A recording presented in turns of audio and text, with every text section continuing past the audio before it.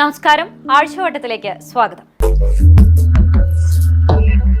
കണ്ണിൽ പൊടിയിട്ട് ജനങ്ങളെ കബളിപ്പിക്കുക എന്നത് ചില ഉദ്യോഗസ്ഥരുടെ തടിതപ്പൽ സ്വഭാവമാണ്. കാര്യങ്ങൾ അറിഞ്ഞിട്ടും മനസ്സിലാക്കിയിട്ടും ആരെയൊക്കെയോ രക്ഷിക്കാനുള്ള ശ്രമത്തിൽ പൊതുജനങ്ങളെ കബളിപ്പിക്കുക എന്ന് ചുരുക്കം. എന്നാൽ ഇതുണ്ടാക്കുന്ന അപകടങ്ങൾ കാണുന്നില്ലതാനും. ഇനി അധികാരികൾ നേരായ മാർഗത്തിലൂടെ വരണമെങ്കിൽ വലിയ അപകടങ്ങൾ സംഭവിക്കണം. നാട്ടുകാർക്ക് ഒന്നേ ചോദിക്കാനുള്ളൂ: അപകടത്തിനായി കാത്തുനിന്ന ദുരന്തം ഉണ്ടായിട്ട് വേണമോ നടപടിയെടുക്കാനെന്ന്. വരുന്ന അപകടം ഒഴിവാക്കാൻ ദീർഘവീക്ഷണത്തോടെ പ്രവർത്തിക്കുന്നതാണല്ലോ അധികാരികൾക്ക് വേണ്ട ഗുണം. ചെളിക്കുളമായി മറ്റം വാഗ റോഡ്. മാസങ്ങൾക്ക് മുമ്പ് BMBC നിലവാരത്തിൽ നിർമ്മാണം പൂർത്തിയാക്കിയ റോഡാണ് ചെളിക്കുളമായി മാറിയിരിക്കുന്നത്. ദേശീയപാത നിർമ്മാണത്തിനായി കൊണ്ടുപോകുന്നതിനിടെ റോഡിലേക്ക് വീണ മണ്ണും കഴിഞ്ഞ ദിവസം പെയ്ത മഴയെ തുടർന്നുള്ള വെള്ളവും കൂടി ചേർന്നതോടെയാണ് റോഡ് പൂട്ടിയ കണ്ടത്തിന് സമാനമായി മാറിയത്. മണ്ണും വെള്ളവും ചേർന്ന കുഴമ്പ് പരുവമായ ചെളി റോഡിൽ നിറഞ്ഞതോടെ ഇതുവഴി കാൽനട പോലും ദുസ്സഹമായി. വാഗ ചേലൂർ അതിർത്തിക്കടുത്തുള്ള കുന്നിടിച്ചാണ് മാസങ്ങളായി ഇവിടെ നിന്നും മണ്ണ് കൊണ്ടുപോകുന്നത്. മണ്ണ് കൊണ്ടുപോകൽ ആരംഭിച്ചതിനു ശേഷം നിരവധിയായ അപകടങ്ങളും ഇതിനകം ഈ റോഡിൽ സംഭവിച്ചു കഴിഞ്ഞു. വെള്ളവും മണ്ണും ചേർന്നുള്ള മിശ്രിതം കുഴമ്പിന് സമാനമായി റോഡിൽ നിറഞ്ഞതോടെ ഇരുചക്ര വാഹനയാത്രികർ മേഖലയിൽ തെന്നി വീഴുന്നത് നിർബാധം തുടരുകയാണ്. പകൽ സമയങ്ങളിൽ ഇവിടെ നിന്ന് മണ്ണ് കൊണ്ടുപോകുന്നത് പ്രദേശവാസികളുടെ ജീവിതത്തെ ബാധിച്ചിരിക്കുകയാണ്. ദിനംപ്രതി 50ഓളം ടോറസ് ലോറികളാണ് ചേലൂരിൽ നിന്നും മണ്ണുമായി റോഡ് നിർമ്മാണം നടക്കുന്ന മേഖലയിലേക്ക് പോകുന്നത്. ടോറസ് ലോറികളിൽ ഉൾക്കൊള്ളാവുന്നതിലും അധികം മണ്ണ് നിറച്ചു പോകുന്നതിനാൽ വാഹനത്തിൽ നിന്നും റോഡിലേക്ക് മണ്ണ് വീഴുന്നത് പതിവാണ്. മണ്ണിന്റെ പൊടി ശക്തമായ കാറ്റിൽ സമീപത്തെ വീടുകളിലേക്ക് എത്തുന്നുണ്ടെന്ന പരാതിയെ തുടർന്ന് കരാറുകാരൻ റോഡിൽ വീണുകിടക്കുന്ന മണ്ണിന് മുകളിലേക്ക് വെള്ളം ഒഴിക്കുന്നതും റോഡ് ചെളിക്കുളമായി മാറുന്നതിന് കാരണമാകുന്നുണ്ട്. വിദ്യാലയങ്ങളിലേക്കുള്ള കുട്ടികളും ജോലിക്ക് പോകുന്നവരും യാത്രയ്ക്കായി ഉപയോഗിക്കുന്ന റോഡിൽ ചെളി നിറഞ്ഞ് യാത്ര ചെയ്യാൻ പോലുമാകാത്ത സാഹചര്യമാണുള്ളത്. മാസങ്ങളായി പ്രദേശവാസികൾ അനുഭവിക്കുന്ന ഈ ദുരിതാവസ്ഥയ്ക്ക് നേരെ കണ്ണടയ്ക്കുന്ന സമീപനമാണ് അധികാരികളുടെ ഭാഗത്തു നിന്നുള്ളത്. പ്രദേശവാസികളുടെ പ്രതിഷേധം ശക്തമാകുമ്പോൾ റോഡ് വെള്ളമൊഴിച്ച് കഴുകി തടിതപ്പുകയാണ് കരാറുകാരനും തൊഴിലാളികളും. കണ്ണടച്ച് ഇരുട്ടാക്കിയിട്ട് ഒരു കാര്യവുമില്ല. അധികാരികളും കരാറുകാരും തൊഴിലാളികളും കണ്ണടച്ച് പാല് കുടിക്കുന്നവരാകരുത്. പൊതുജനം കണ്ണു തുറന്ന് തന്നെയാണ് നടക്കുന്നത്. ആധുനിക നിലവാരത്തിൽ നിർമ്മിച്ച റോഡ് ഇങ്ങനെ ചെളിക്കുളമാക്കേണ്ട കാര്യമുണ്ടോ? ഒഴുക്കിയ പണത്തിനെങ്കിലും ഒരു വില കൊടുക്കണ്ടേ? മിനിമം മനുഷ്യജീവനുകൾക്കും വിലയുണ്ടെന്ന് മനസ്സിലാക്കി പ്രവർത്തിച്ചാൽ ഉപകാരം. അങ്ങനെ ബഹളത്തിനൊടുവിൽ കാര്യങ്ങൾ തീരുമാനമായി. കുന്നംകുളം നഗരസഭയ്ക്ക് മൊബൈൽ ദ്രവമാലിന്യ സംസ്കരണ യൂണിറ്റ് വാങ്ങുന്നത് സംബന്ധിച്ചായിരുന്നു ചർച്ച. കൗൺസിൽ യോഗം ബഹളത്തിൽ മുങ്ങിയെങ്കിലും ഒടുവിൽ തീരുമാനമായി. കോൺഗ്രസ് അംഗങ്ങളുടെ ആവശ്യത്തെ തുടർന്ന് പകുതി തുക മുൻകൂറായി നൽകുന്നത് സംബന്ധിച്ച അജണ്ട വോട്ടിനിട്ട് അംഗീകരിച്ചു.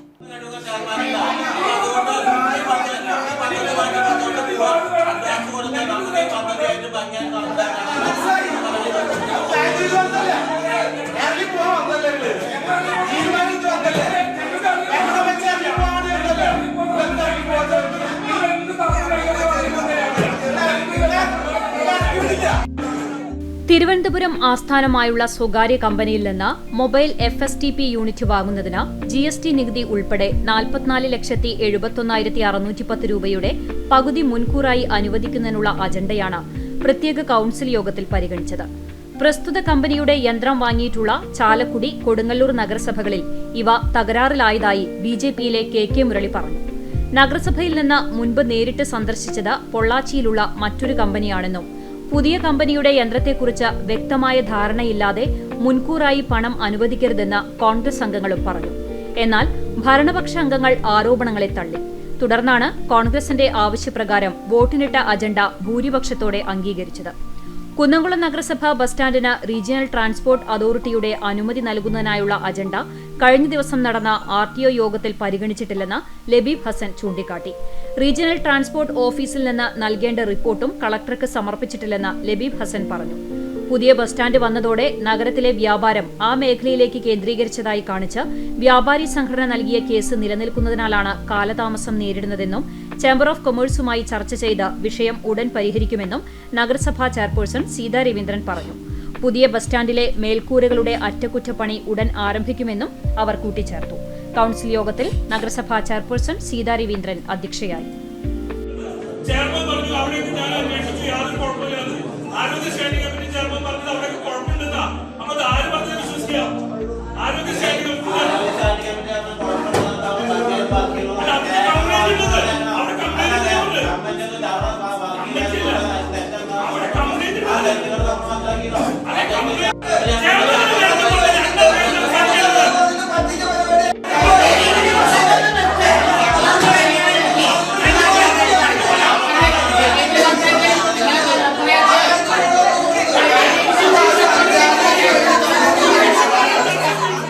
മൊബൈൽ ദ്രവമാലിന്യ സംസ്കരണ യൂണിറ്റ് അനിവാര്യമാണ്.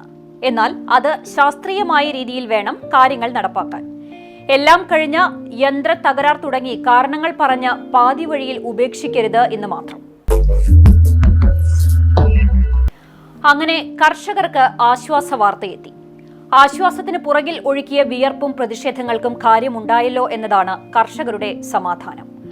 വർഷങ്ങളോളമായി തോട് നവീകരണം ചർച്ചയായിട്ട് മുറവിളികൾക്കൊടുവിൽ അധികാരികളുടെ നിരന്തര സമ്മർദ്ദവും കൂടിയായപ്പോൾ അത് യാഥാർത്ഥ്യത്തിലേക്ക് അടുക്കുകയാണ്. നഗരസഞ്ചയ പദ്ധതിയിൽ 2 കോടി രൂപ ചെലവിട്ട് തണത്തറ റോഡ് മുതൽ മുട്ടിപ്പാലം വരെ നടത്തുന്ന തോട് നവീകരണത്തിനും തടയണ നിർമ്മാണത്തിനും വേണ്ടിയുള്ള കരാർ നടപടി പൂർത്തിയായി. കടവല്ലൂരിലെ കർഷകരുടെ ദീർഘകാല ആവശ്യമായിരുന്നു തോട് നവീകരണം. കടവല്ലൂർ പഞ്ചായത്തിലെ നെൽകൃഷി നിലനിർത്തുന്നതിന് തോടുകളുടെ നവീകരണമടക്കമുള്ള അടിസ്ഥാന സൗകര്യങ്ങൾ ആവശ്യപ്പെട്ട് കർഷകർ തോട്ടിലിറങ്ങി നിൽപ്പു സമരം നടത്തിയത് വലിയ വാർത്തയായിരുന്നു. MLA അടക്കമുള്ള ജനപ്രതിനിധികളും ഉദ്യോഗസ്ഥരും കർഷകരുമായി നടത്തിയ ചർച്ചയ്ക്കൊടുവിൽ തോട് നവീകരണം ഉടൻ പൂർത്തിയാക്കാം എന്ന ഉറപ്പിനു ശേഷമാണ് സമരം അവസാനിപ്പിച്ചത്. ഇത് കഴിഞ്ഞ് 3 വർഷം പിന്നിട്ടെങ്കിലും നാമമാത്രമായ പ്രവൃത്തികൾ മാത്രമാണ് പാടശേഖരങ്ങളിൽ നടത്തിയത്. ഫണ്ടിന്റെ പോരായ്മയാണ് കാരണമായി പറഞ്ഞിരുന്നത്. കഴിഞ്ഞ 2 ബജറ്റിലും മുട്ടിപ്പാലം പദ്ധതി പരാമർശിച്ചെങ്കിലും തുക വകയിരുത്തിയിട്ടില്ല. ഇത് വൻ പ്രതിഷേധത്തിന് ഇടയാക്കിയിരുന്നു. തോട് നവീകരണം ആവശ്യപ്പെട്ട് കർഷകർ വീണ്ടും സമരത്തിലേക്ക് നീങ്ങുമെന്ന ഘട്ടമായപ്പോഴാണ് പഞ്ചായത്ത് പ്രസിഡന്റ് PI രാജേന്ദ്രന്റെ നേതൃത്വത്തിൽ നഗരസഞ്ചയ പദ്ധതിയിൽ പണം ലഭിക്കാനുള്ള നീക്കങ്ങൾ തുടങ്ങിയത്. പഞ്ചായത്ത് 1.5 വർഷത്തോളം നടത്തിയ സമ്മർദ്ദത്തിന്റെ ഫലമായാണ് തുക അനുവദിച്ചതും പദ്ധതി ഇപ്പോൾ പ്രാബല്യത്തിൽ വരുന്നതും എന്ന് പ്രസിഡന്റ് പറഞ്ഞു. പൊളിഞ്ഞുകിടക്കുന്ന മുട്ടിപ്പാലം തടയണയുടെ പുനർനിർമ്മാണവും തണത്തറ മുതൽ മുട്ടിപ്പാലം വരെ തോടിന്റെ ആഴവും വീതിയും കൂട്ടി ജലസംഭരണശേഷി വീണ്ടെടുക്കലുമാണ് പദ്ധതിയുടെ ഉദ്ദേശം. ഈ വേനലിൽ തന്നെ പൂർത്തീകരിക്കാനാണ് ലക്ഷ്യമിടുന്നത്. പൂർത്തിയാകുന്നതോടെ കടവല്ലൂർ, ചാലിശ്ശേരി എന്നീ പഞ്ചായത്തുകളിലെ 400 ഏക്കർ നെൽകൃഷി നേരിടുന്ന ജലക്ഷാമത്തിന് പരിഹാരമാകും. ഈ വേനലിൽ തന്നെ നിർമ്മാണ പ്രവർത്തനങ്ങൾ പൂർത്തിയാക്കാനുള്ള ലക്ഷ്യം മാത്രം പോരാ, അതിനുള്ള പ്രവർത്തനങ്ങളും ഞൊടിയിടയിൽ നടത്തേണ്ടതുണ്ട്. ഇനിയും സമര പ്രതിഷേധങ്ങൾക്ക് ഇടവരുത്തരുത്. കൃഷിനാശവും വെള്ളമില്ലായ്മയും എല്ലാം കർഷകർ നേരിടുന്ന പ്രധാന പ്രതിസന്ധിയാണ്. അതുകൊണ്ട് തന്നെ കൃഷി പലതും നാശത്തിന്റെ വക്കിലെത്തി. ഉള്ള കൃഷി സംരക്ഷിക്കാൻ ഉദ്യോഗസ്ഥരുടെ ഭാഗത്തുനിന്ന് പരിശ്രമവും സപ്പോർട്ടും ഉണ്ടാകണമെന്ന ചുരുക്കം. അനുഭവത്തിൽ നിന്ന് പഠിക്കണം, ഇല്ലെങ്കിൽ പിന്നെ തിരിച്ചു കയറാനാവാത്ത ദുരന്തത്തിൽ എത്തുകയും ചെയ്യും. പറഞ്ഞു വന്നത് മണ്ണെടുപ്പിനെ കുറിച്ചാണ്. മണ്ണെടുപ്പ് ഉണ്ടാക്കുന്ന പ്രത്യാഘാതങ്ങൾ എന്തൊക്കെയാണെന്ന് കണ്ടും കേട്ടും അനുഭവിച്ചിട്ടുമുള്ളവരാണ് നമ്മൾ. പക്ഷേ അധികാരികൾക്ക് ഇതേക്കുറിച്ച് ബോധമില്ലേ എന്ന് ചോദിച്ചാൽ ചില കാഴ്ചകൾ കണ്ടാൽ കിട്ടും അതിനുത്തരം. ജനങ്ങൾ രാവും പകലും കുത്തിയിരുന്ന് പ്രതിഷേധിച്ച് വിട്ടുവേണം ചിലരുടെ കണ്ണു തുറന്ന കാര്യങ്ങൾ മനസ്സിലാക്കാൻ. വേലൂർ തയ്യൂരിലെ മൈലാടിക്കുന്നിൽ ജനങ്ങളുടെ പ്രതിഷേധം അവഗണിച്ച് വീണ്ടും മണ്ണെടുപ്പ് തുടങ്ങി. തുടർന്ന് യൂത്ത് കോൺഗ്രസിന്റെ നേതൃത്വത്തിൽ പ്രദേശവാസികൾ മണ്ണെടുപ്പ് തടഞ്ഞു.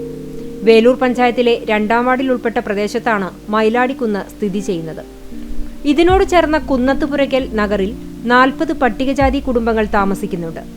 പ്രദേശത്ത് കഴിഞ്ഞ പ്രളയകാലത്ത് വലിയ തോതിൽ മണ്ണിടിച്ചിലുണ്ടായിട്ടുണ്ട്. ഉരുൾപൊട്ടൽ ഭീഷണിയെ തുടർന്ന് പ്രദേശത്തുള്ള കുടുംബങ്ങളെ മാറ്റിപ്പാർപ്പിച്ചിരുന്നു. കഴിഞ്ഞ പഞ്ചായത്ത് ഭരണസമിതിയുടെ കാലത്ത് മണ്ണൊലിപ്പ് തടയുന്നതിനായി 45 ലക്ഷം രൂപ ചെലവഴിച്ച് സംരക്ഷണ ഭിത്തികൾ നിർമ്മിച്ചിരുന്നു. എന്നാൽ ഇത്തരം കാര്യങ്ങൾ പരിഗണിക്കാതെ മണ്ണെടുപ്പ് നടത്താൻ പഞ്ചായത്ത് അനുമതി നൽകിയിട്ടുണ്ട്. വീട് നിർമ്മാണത്തിനു വേണ്ടിയാണ് മണ്ണെടുപ്പെന്നും പഞ്ചായത്ത് എഞ്ചിനീയർ സ്ഥലം സന്ദർശിച്ച് നൽകിയ റിപ്പോർട്ടിന്റെ അടിസ്ഥാനത്തിലാണ് മണ്ണെടുപ്പിന് അനുമതി നൽകിയതെന്നും സെക്രട്ടറി പറയുന്നു. എന്നാൽ 940 സ്ക്വയർ ഫീറ്റ് വീട് നിർമ്മിക്കുവാനാവശ്യമായ മണ്ണെടുപ്പിനാണ് അനുമതി നൽകിയിട്ടുള്ളത്.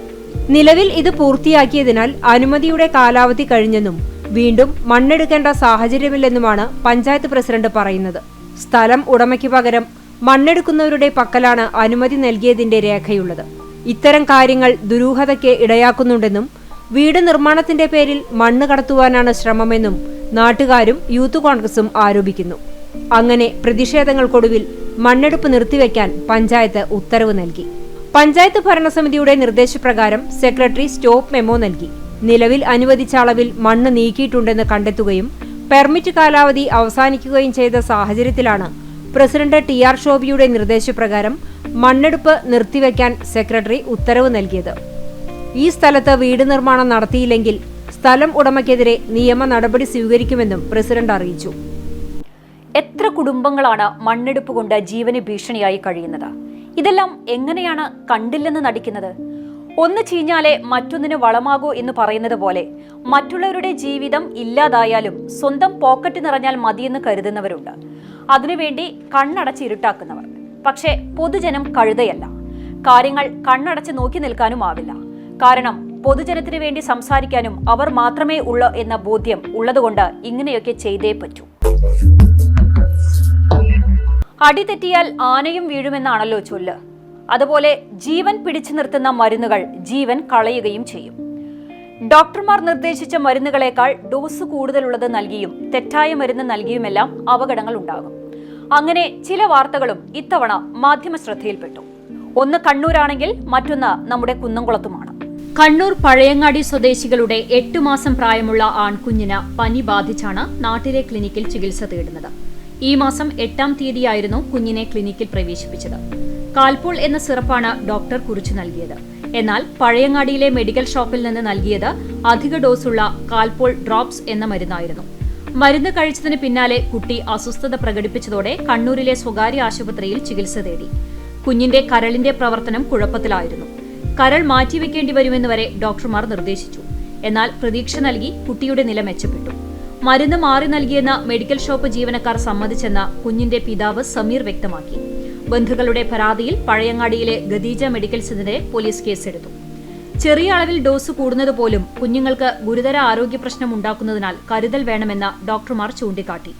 മരുന്നിലെ മാറ്റങ്ങൾ കുട്ടികളുടെ ആരോഗ്യത്തെ വലിയ തോതിൽ ബാധിച്ചേക്കാമെന്നാണ് കണ്ണൂരിലെ ആസ്റ്റർ മിംസ് ആശുപത്രിയിലെ ശിശുരോഗ വിദഗ്ധൻ ഡോക്ടർ നന്ദകുമാർ പറയുന്നത്. പഴഞ്ഞിയിലും മരുന്നുമായി ബന്ധപ്പെട്ട് പരാതിയുണ്ട്. ജീവിതശൈലി രോഗത്തിനായി ഡോക്ടർ നിർദ്ദേശിച്ചതിനേക്കാളും അധിക ഡോസിലുള്ള ടാബ്ലറ്റ് നൽകിയെന്നാണ് പരാതി. പഴഞ്ഞി സ്വദേശി VR സതീശനാണ് പരാതിക്കാരൻ. ജീവിതശൈലി രോഗത്തിന് സ്ഥിരമായി മരുന്ന് വാങ്ങിയിരുന്ന മെഡിക്കൽ ഷോപ്പിൽ നിന്ന് ജനുവരി മാസത്തിൽ വാങ്ങിയ ടാബ്ലറ്റ് അധിക ഡോസായിരുന്നുവെന്നാണ് പരാതി. ടാബ്ലറ്റിന്റെ കവറുകളും മറ്റും ഒരേ നിറത്തിലായതും നിരക്ക് കൂടാത്തതും കാരണം ഡോസ് വ്യത്യാസം അറിയാതെ 1 മാസത്തോളം മരുന്ന് കഴിക്കേണ്ടി വന്നതായി പറയുന്നു. പ്രായമേറിയവർക്കും മറ്റും ഇത്തരത്തിൽ കണ്ടന്റ് വ്യത്യാസം അറിയില്ലെന്നും ഉയർന്നതോ കുറഞ്ഞതോ ആയ ഡോസിലുള്ള മരുന്ന് ലഭിച്ചാൽ അതവരുടെ ശാരീരിക സ്ഥിതിയെ തന്നെ മാറ്റിമറിക്കുമെന്ന ആശങ്കയും ഉയരുന്നുണ്ട്. മെഡിക്കൽ ഷോപ്പുകളിൽ പ്രവൃത്തി പരിചയവും വിദ്യാഭ്യാസ യോഗ്യതയും ഇല്ലാത്തവർ മരുന്ന് നൽകാൻ എത്തുന്നതാണ് പ്രശ്നം രൂക്ഷമാക്കുന്നത്. മരുന്നുകൾ എടുത്ത ശേഷം ഉപഭോക്താവിന് നൽകുന്നതിന് മുമ്പായി ഒരിക്കൽ കൂടി കുറിപ്പടിയും മരുന്നും തമ്മിൽ പരിശോധിച്ചാൽ ഒരു പരിധിവരെ ഈ പ്രശ്നം പരിഹരിക്കാനാകും. മെഡിക്കൽ ഷോപ്പിലെ ജീവനക്കാരുടെ അശ്രദ്ധയെ തുടർന്ന് ഒരുപക്ഷെ വലിയ അപകടങ്ങൾ ഉണ്ടായേക്കാം. ഭാവിയിൽ ഇത്തരത്തിലുള്ള സംഭവങ്ങൾ ആവർത്തിക്കാതിരിക്കാൻ ബന്ധപ്പെട്ടവരുടെ സത്വര ഇടപെടൽ വേണമെന്നാണ് ഉയരുന്ന ആവശ്യം. കടൽ തീരമാണ്. എപ്പോൾ വേണമെങ്കിലും കടൽ കലിതുള്ളാനുള്ള സാഹചര്യമുണ്ട്. അതിനാൽ തന്നെ കടൽ ഭിത്തി അനിവാര്യവുമാണ്. എന്നാൽ കടൽ ഭിത്തി മത്സ്യത്തൊഴിലാളികൾക്ക് ദുരിതമാകുന്നതാണ് ഇവിടെ വിഷയം. കേൾക്കുമ്പോൾ ഇതെന്ത് ന്യായം എന്ന് തോന്നുന്നത് സ്വാഭാവികം. എന്താണ് കടൽ ഭിത്തി ഉണ്ടാക്കുന്ന കുഴപ്പമെന്ന് നോക്കാം. നീണ്ടുകിടക്കുന്ന കടൽ തീരത്ത് 500 മീറ്റർ മാത്രം ഭിത്തി കെട്ടുന്നത് മത്സ്യത്തൊഴിലാളികളെ ദുരിതത്തിലാക്കാനാണെന്നാണ് ആക്ഷേപം. ഭിത്തി നിർമ്മാണം നാട്ടുകാരുടെ എതിർപ്പിനെ തുടർന്ന് തൽക്കാലം നിർത്തിവെച്ചു. അണ്ടത്തോട് മുതൽ പെരിയമ്പലം ബീച്ച് ഭാഗത്തേക്കുള്ള സംരക്ഷണ ഭിത്തി നിർമ്മാണം കഴിഞ്ഞ ദിവസം ആരംഭിച്ചിരുന്നു. 4.5 കോടി രൂപ ചെലവിൽ 500 മീറ്റർ ദൂരമാണ് നിർമ്മിക്കുന്നത്. നിർമ്മാണത്തിന് ശാസ്ത്രീയ പഠനം നടത്തിയിട്ടില്ലെന്നും ബീച്ചിൽ പുളിമുട്ട് സംവിധാനമാണ് വേണ്ടതെന്നുമാണ് പ്രദേശവാസികളുടെ ആവശ്യം. മലപ്പുറം ജില്ലയിലെ തീരങ്ങളിലെ അശാസ്ത്രീയ സംരക്ഷണ ഭിത്തിയുടെ ബലമാണ് ഇവിടെ കടലേറ്റം രൂക്ഷമായതെന്നും സമാന രീതിയിൽ തന്നെ ഭിത്തി നിർമ്മിച്ചാൽ സ്ഥിതി കൂടുതൽ ഭീകരമാകുമെന്നും മത്സ്യത്തൊഴിലാളി ഫെഡറേഷൻ STU സംസ്ഥാന വൈസ് പ്രസിഡന്റും പുനേർകുളം പഞ്ചായത്ത് മുസ്ലിം ലീഗ് പ്രസിഡന്റുമായ AK മൊയ്തുണ്ണി പറഞ്ഞു. ഭിത്തികെട്ടൽ നിർബന്ധമെങ്കിൽ ജില്ലാ അതിർത്തിയായ കാപ്പിരിക്കാട് കരിങ്കല്ല് പാവിയ സ്ഥലത്ത് നിന്ന് ആരംഭിക്കണമെന്നും ഇവർ പറഞ്ഞു. നിർമ്മാണത്തിന് കരിങ്കല്ലുമായി എത്തിയ ലോറി തടയുകയും ശക്തമായ പ്രതിഷേധം നടത്തുമെന്നും വേണ്ടപ്പെട്ട ഉദ്യോഗസ്ഥരെയും MLA-മാരെയും ഇറിഗേഷൻ ഡിപ്പാർട്ട്മെന്റ് അധികൃതരെയും കാണുവാനും തീരുമാനിച്ചു. അഡീഷണൽ ഇറിഗേഷൻ വകുപ്പിനാണ് നിർമ്മാണ ചുമതല. ഭിത്തി നിർമ്മാണത്തിനായി സംസ്ഥാന ബജറ്റിൽ തുക വകയിരുത്തിയിരുന്നു. ആദ്യഘട്ട പ്രവൃത്തികളായ കരിങ്കല്ലുകൾ പടുത്തുയർത്തുന്ന പ്രവൃത്തികളാണ് ചെയ്തുകൊണ്ടിരിക്കുന്നത്. 3 മാസത്തിനുള്ളിൽ പ്രവൃത്തികൾ പൂർത്തീകരിക്കാനാണ് ലക്ഷ്യമിട്ടിരുന്നത്. കഴിഞ്ഞ 10 വർഷത്തിനിടെ 1 കോടിയിലധികം രൂപയും 600 മീറ്ററോളം തീരവും പെരിയമ്പലത്ത് നഷ്ടപ്പെട്ടിട്ടുണ്ട്. ഇത്രയധികം നാശനഷ്ടങ്ങൾ ഉണ്ടായ ബീച്ചിൽ സംരക്ഷണ ഭിത്തി നിർമ്മിക്കുമ്പോൾ NCCR ദേശീയ തീരദേശ ഗവേഷണ കേന്ദ്രം പഠനം നടത്തിയില്ലെന്നാണ് ആരോപണം. ജില്ലാ അതിർത്തിയായ കാപ്പിരിക്കാട് മുതൽ പെരിയമ്പലം വരെയാണ് ശക്തമായ കടലേറ്റം ഉണ്ടാകാറുള്ളത്. സമുദ്രനിരപ്പിൽ നിന്ന് 3.5 മീറ്ററും കരയിൽ നിന്ന് 2 മീറ്റർ ഉയരത്തിലും നിർമ്മിക്കുന്ന ഭിത്തിയുടെ തറഭാഗം 21 മീറ്ററും മുകൾ ഭാഗം 2 മീറ്ററും വീതിയുണ്ടാകും. ശക്തമായ തിരമാലകളെ തടയുവാൻ വേണ്ടി താഴെ നിന്നും മുകളിലേക്ക് വീതി കുറച്ചു കൊണ്ടുവന്ന് ചെരിച്ചാണ് നിർമ്മിക്കുന്നത്. MLA, മറ്റ് ജനപ്രതിനിധികൾ, പ്രദേശവാസികൾ എന്നിവരുമായി നടത്തിയ ചർച്ചയിൽ നിർദ്ദേശപ്രകാരമാണ് പ്രോജക്ട് നടപ്പിലാക്കുന്നതെന്നും നടപടിക്രമങ്ങളെല്ലാം പൂർത്തീകരിച്ച് പ്രവർത്തനം ആരംഭിച്ചിരിക്കുന്നതിനാൽ ഇനി മാറ്റം വരുത്താൻ സാധ്യമല്ലെന്നും അഡീഷണൽ ഇറിഗേഷൻ വിഭാഗം പറഞ്ഞു. ഇന്നലെ ഇതുമായി ബന്ധപ്പെട്ട് പ്രതിഷേധം എന്നോണം ഇവിടുത്തെ കക്ഷി രാഷ്ട്രീയത്തിന് അതീതമായി എല്ലാവരെയും വിളിച്ച് ലീഡർഷിപ്പിലുള്ളവരെ വിളിച്ച് ഇവിടെ ബീച്ചിൽ വെച്ച് തന്നെ ഒരു യോഗം ചേർന്നു. അതിൻ്റെ ബന്ധപ്പെട്ട ഉദ്യോഗസ്ഥന്മാരെ കാണാനും MLA-നെ കാണാനും സംസാരിക്കാനും തീരുമാനമെടുത്തിട്ടുണ്ട്. നാളെ അവരുമായി MLA-യുമായി അതുപോലെ തന്നെ ഇറിഗേഷൻ ഡിപ്പാർട്ട്മെൻറ്റുമായും ഒക്കെ ബന്ധപ്പെട്ടിട്ട് അതിൻ്റെ കാര്യങ്ങൾ ഞങ്ങൾ ആശങ്ക. അപ്പോൾ അതാണ് കാര്യം. കണ്ണിൽ പൊടിയിട്ടിട്ട് തൊഴിലാളികളെ പൊട്ടന്മാരാക്കേണ്ട. കടൽഭിത്തി അനിവാര്യമാണ്, അതിൽ ഒരു തർക്കവുമില്ല. പക്ഷേ ശാസ്ത്രീയത കൂടി കണക്കിലെടുത്ത് വേണം കെട്ടിപ്പൊക്കാൻ. കുറച്ചു ദൂരം മാത്രം ഭിത്തി കെട്ടി പിന്നെ ഈ വഴിക്ക് തിരിഞ്ഞു നോക്കിയില്ലെങ്കിൽ യഥാർത്ഥത്തിൽ ദുരിതത്തിലാകുന്നത് മത്സ്യത്തൊഴിലാളികൾ തന്നെയാണ്. അതിൽ ഒരു തർക്കവുമില്ല. അതുകൊണ്ട് കൃത്യതയോടെയും വ്യക്തതയോടെയും മതി നിർമ്മാണ പ്രവൃത്തികൾ. വാർത്തയും വാർത്താ വിശകലനവുമായുള്ള ആഴ്ചവട്ടം ഇവിടെ പൂർണ്ണമാകുന്നു. നന്ദി, നമസ്കാരം.